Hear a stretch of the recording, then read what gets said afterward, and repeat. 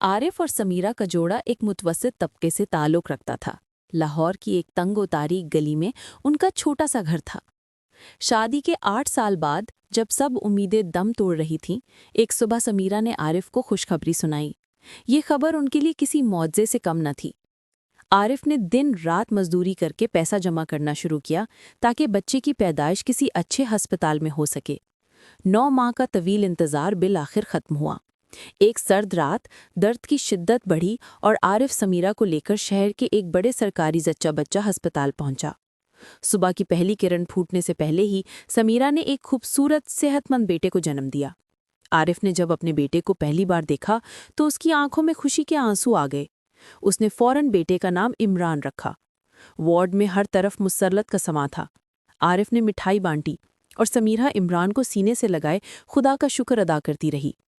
उनकी जिंदगी का मकसद जैसे पूरा हो चुका था। वो नहीं जानते थे कि आने वाला वक्त उनकी जिंदगी से सारी खुशियां छीनकर ले जाने वाला है। दूसरे दिन दोपहर का वक्त था।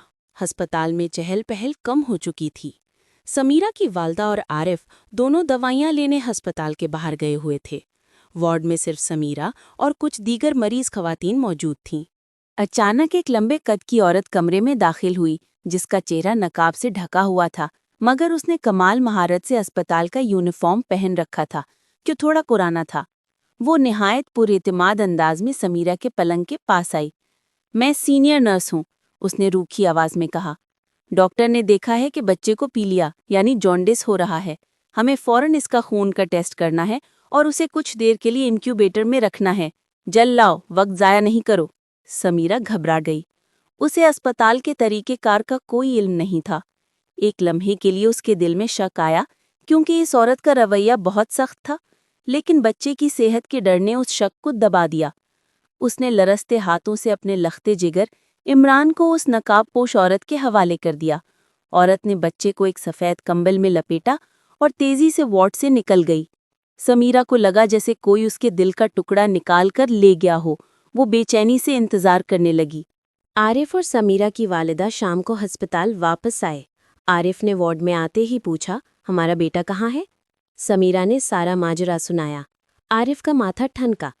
उसने फौरन ड्यूटी पर मौजूद असल नर्स को बुलाया। नर्स ने गौर से सुना और फिर हैरत से बोली, बाजी, दिन में हमने किसी बच्चे को टेस्ट या इनक्यूबेटर के लिए नहीं बुलाया और यूनिफॉर्म में निकाबपोश कोई नर्स हमारे अस्पताल में नहीं है। ये जुमले आरिफ और समीरा के लिए कयामत से कम नहीं थे। आरिफ का रंग फक हो गया। उसने गुस्से से चीखते हुए अस्पताल का अमला इकट्ठा कर लिया।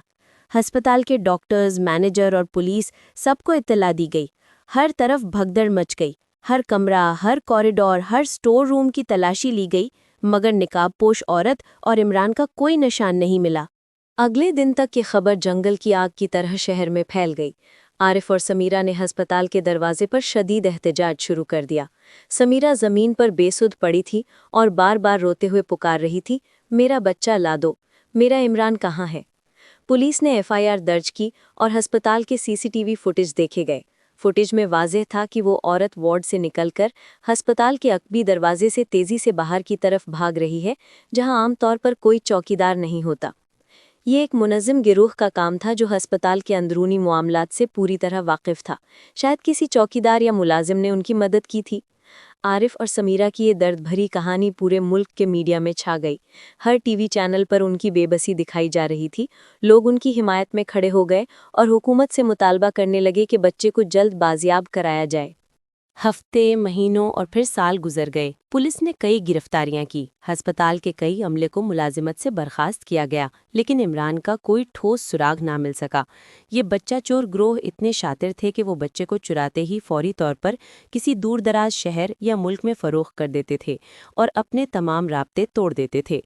समीरा के दिल का दर्द कभी ख़त्म ना हो सका। वो हर नए दिन, हर नई खबर में अपने इमरान की झलक तलाश करती थी। वो अस्पताल का वो यूनिफॉर्म और नकाबपोश औरत का चेहरा कभी ना भुला सकी। आरिफ ने इमरान की याद में अपने घर का एक कोना सजा रखा था और हर साल उसकी सालगिरह पर वो मिठाई की जगह गुरबा को खाना खिलाता था।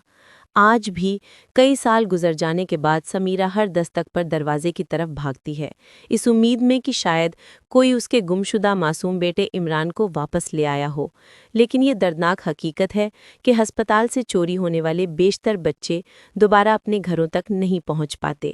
یہ واقعہ پاکستان میں ہسپتالوں کی سیکیورٹی اور بچہ فروشی کے گھناؤنے کاروبار پر ایک سیاد دھبہ ہے۔ میں دعا کرتا ہوں کہ اس طرح کا درد کسی والدین کو نہ سہنا پڑے۔